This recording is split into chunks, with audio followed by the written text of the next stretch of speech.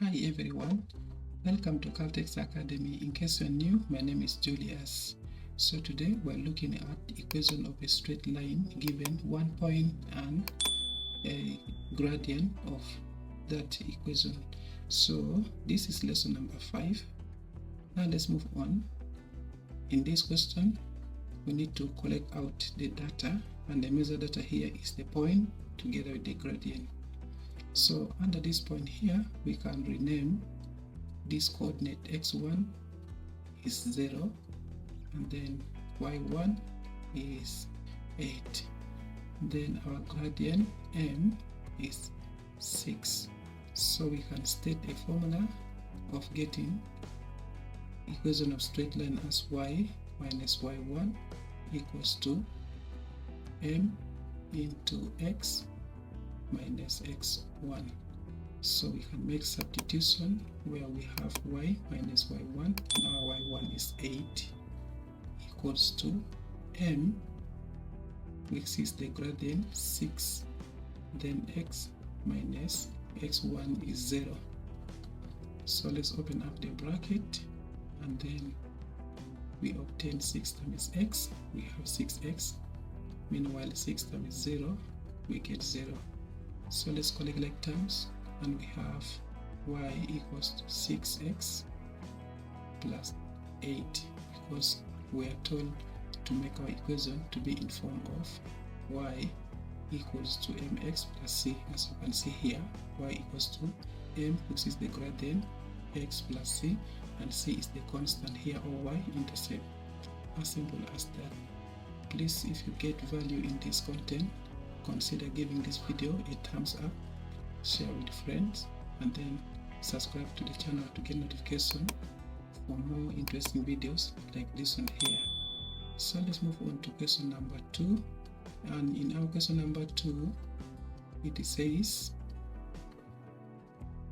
a line passing through point 4, -2 has a slope of 1/2. Find the equation of the line. So let's do the same just like question number 1, where we identify our point together with the gradient. And in our point, we can rename our x1 this time is positive 4, and then y1 is -2, and the value of m is 1/2. Again, stating our formula, we have y minus y1 equals m into x minus x1. Substituting in our formula, our y1 here is -2. So we can substitute the value for m, that is 1/2 into x minus x1 is 4. So we can open up this bracket by multiplying. Negative times negative is positive. So we have here positive 2. And then 1/2 times x, we get 1/2 x. We also multiply 1/2 by 4. So likely enough, we can drop this 4 by 2, we get -2. By 2, we get 1.